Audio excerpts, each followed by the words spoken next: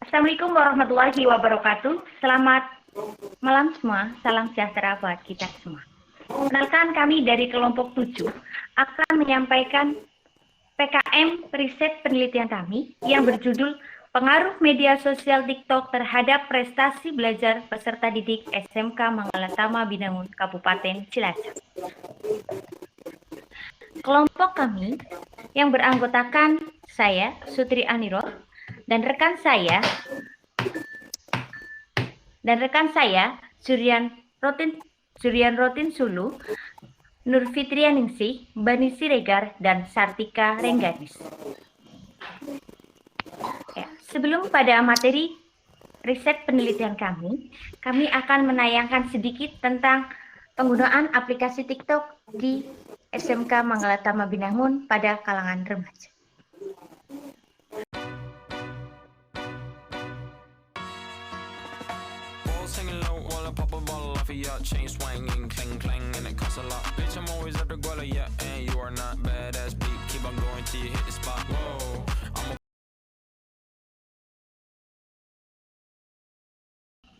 Untuk pemaparan materi tentang latar belakang dan tujuan penelitian akan disampaikan oleh rekan kami, Nur Fitrianingsih. Kepadanya kami persilahkan. Oke, baik, terima kasih Mbak Sutri. Baik, 1.1 latar belakang.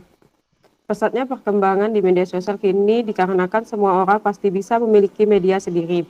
Jika untuk memiliki media tradisional seperti televisi, radio, atau koran dibutuhkan modal yang besar dan tenaga kerja yang banyak. Maka lain halnya dengan media. Seorang pengguna media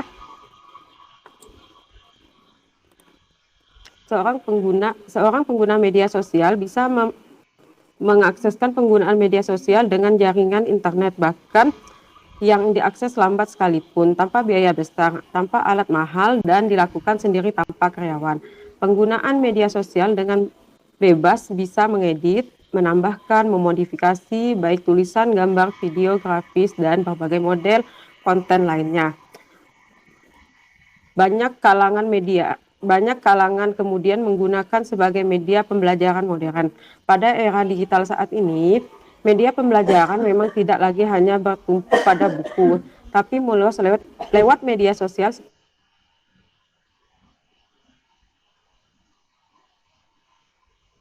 adalah TikTok. TikTok menjadi salah satu media sosial yang booming karena kelebihan memungkinkan membuat video pendek yang diaplikasikan dengan suara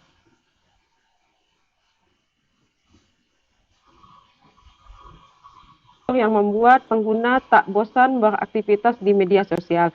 Misalnya saja fitur challenge berbagai jenis musik terkini. Rupanya dengan unsur fun yang ditawarkan TikTok ini menarik sejumlah pendidik untuk menjadikannya sebagai salah satu media pembelajaran yang baru. Apalagi dalam kondisi pandemi COVID-19 yang membatasi interaksi sosial.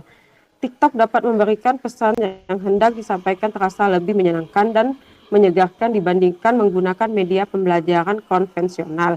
Berdasarkan latar belakang tersebut, penulis menarik untuk mengkaji lebih jauh tentang pengaruh TikTok terhadap prestasi belajar siswa di SMK Manggalatama Binangun.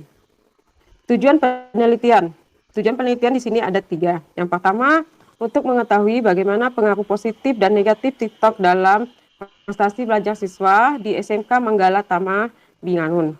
Yang kedua, untuk mengetahui apakah intensitas penggunaan TikTok berpengaruh pada minat belajar siswa di SMK Manggalatama Binangun. Yang ketiga, mengetahui seberapa besar pengaruh TikTok terhadap pelajar siswa SMK Manggalatama Binangun. Oke, terima kasih untuk pemaparannya Mbak Nur Fitria. Selanjutnya, tentang kegunaan dan luaran dari penelitian yang kami harapkan akan disampaikan oleh Mas Bani Siregar. Kepadanya kami persilahkan. Baik, terima kasih. Kegunaan yang kami harapkan dari penelitian ini adalah yang pertama, bagi siswa semakin banyak yang terbuka dan mengaktualisasikan diri sesuai dengan bakat dan potensi yang dimiliki.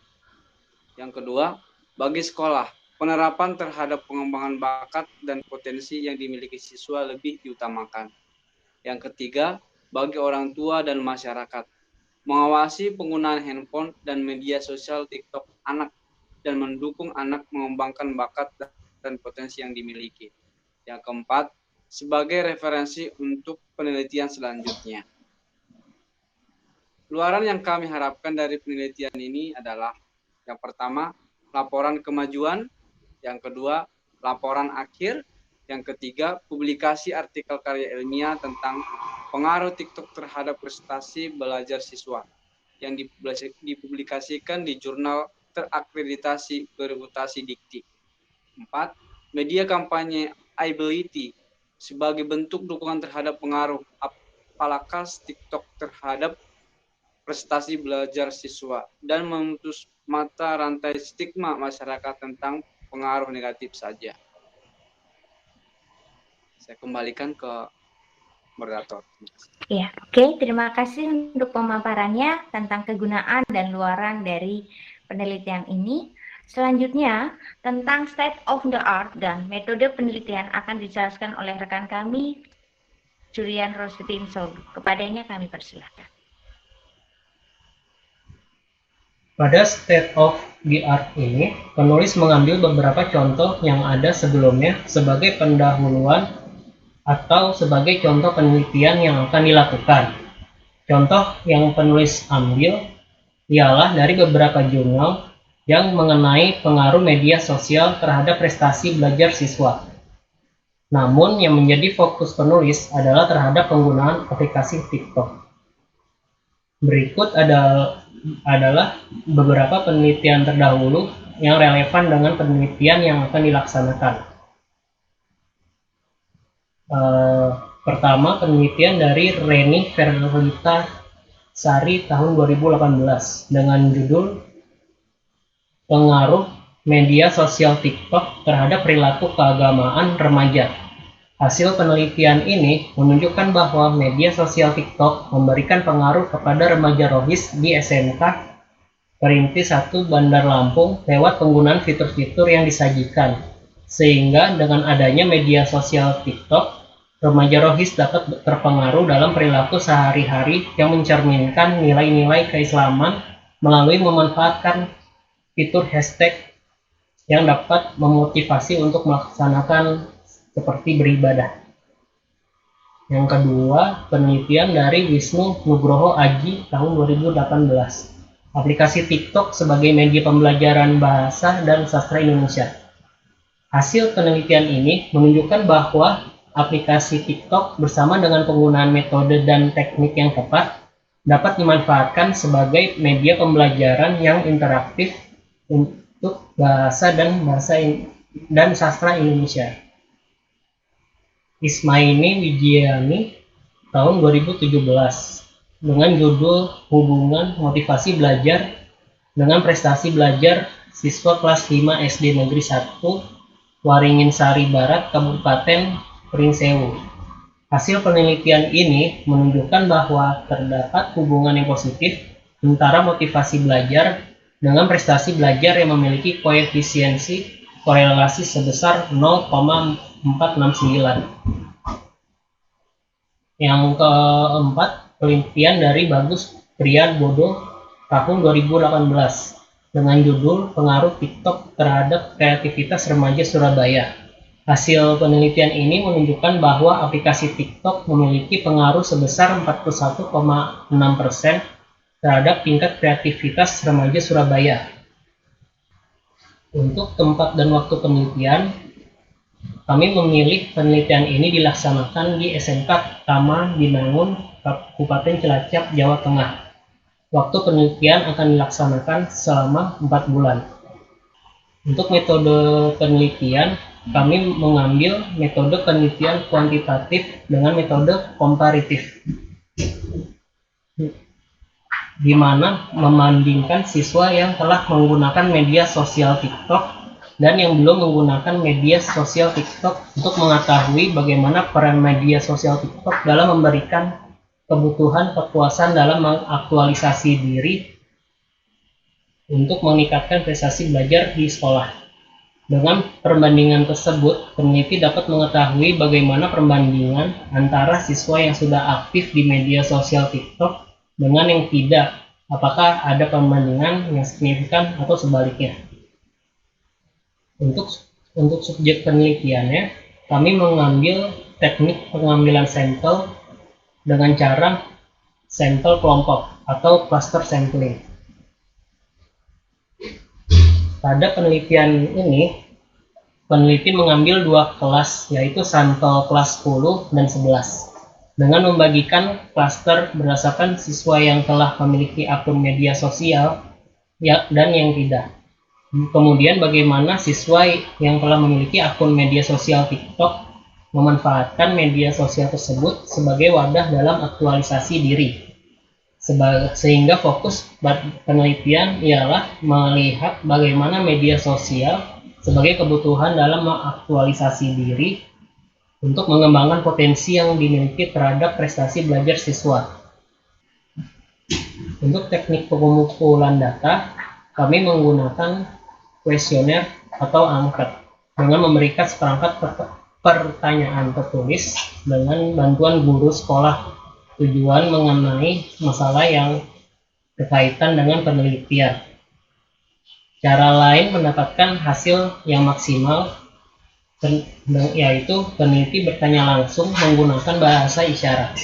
Akhir data yang diperoleh disajikan dalam bentuk tabel yang dijadikan acuan dalam menjawab permasalahan penelitian.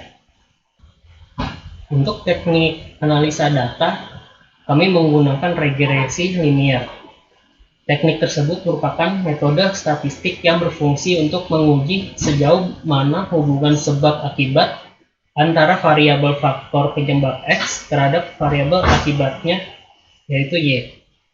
Sehingga bagaimana pengaruh belajar siswa dalam menggunakan TikTok yang dilakukan oleh siswa yang dilambangkan dengan X disebut pula prediktor, yang akhirnya berdampak kebutuhan dalam mengembangkan potensi, mengenal diri sendiri, dan mengekspresikan diri dengan bakat yang dimiliki dengan lambang Y yang disebut dengan respon.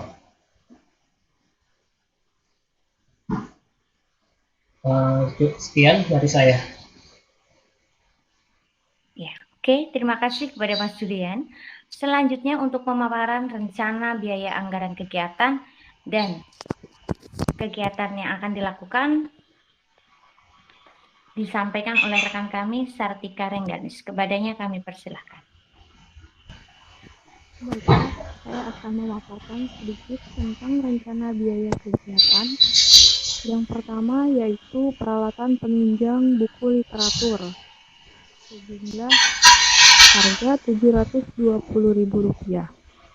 Kemudian bahan habis pakai seperti tinta printer, kertas A4, fotokopi, keyboard, dan ATK itu sejumlah Rp1.230.000. Kemudian perjalanan seperti survei data dan lainnya serta konsumsi tim sebesar Rp660.000. Kemudian publikasi untuk jurnal, workshop, media kampanye, iAbility, laporan kemajuan, dan laporan akhir sebesar Rp4.470.000. Kemudian total semuanya yaitu Rp7.110.000. Kemudian selanjutnya yaitu rencana kegiatan. Rencana kegiatan ini akan dimulai pada bulan ke-1, yaitu yang pertama studi keperpustakaan. Ini akan dimulai pada minggu pertama dan minggu keempat. Kemudian yang kedua belajar penggunaan TikTok. Ini akan dilakukan pada bulan ke-1 pula dari minggu pertama sampai minggu keempat. Kemudian yang ketiga persiapan alat dan bahan. Ini juga akan dilakukan pada bulan ke-1 pada minggu pertama sampai ketiga, bulan ketiga pada minggu pertama, bulan keempat dan pada minggu pertama. Kemudian latihan kelompok dan mind mapping. Ini akan dilakukan pada bulan ke-1, minggu ketiga dan keempat. Selanjutnya, izin pelaksanaan penelitian yang dilakukan pada bulan ke-1 di minggu keempat. Yang keenam, pelaksanaan penelitian dilakukan pada minggu minggu keempat bulan ke-1. Kemudian analisa hasil dan data pada bulan kedua minggu keempat. Kemudian pembuatan laporan yang akan dilakukan pada bulan ketiga minggu kedua sampai keempat. Publikasi jurnal dan workshop pada bulan keempat di minggu pertama dan ketiga.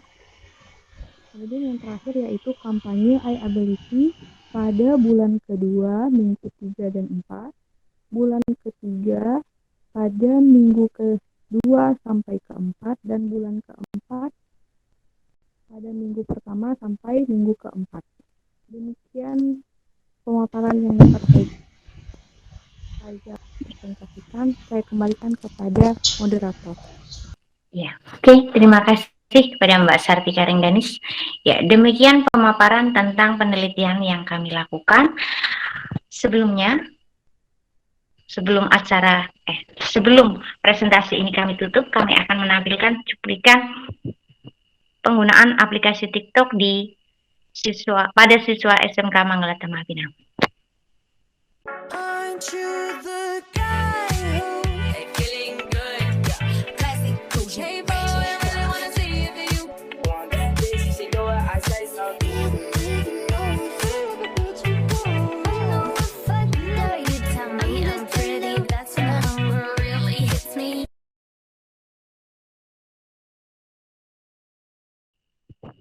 Oke, demikian presentasi kami tentang penelitian penggunaan TikTok pada SMK Manggalatama Binangun.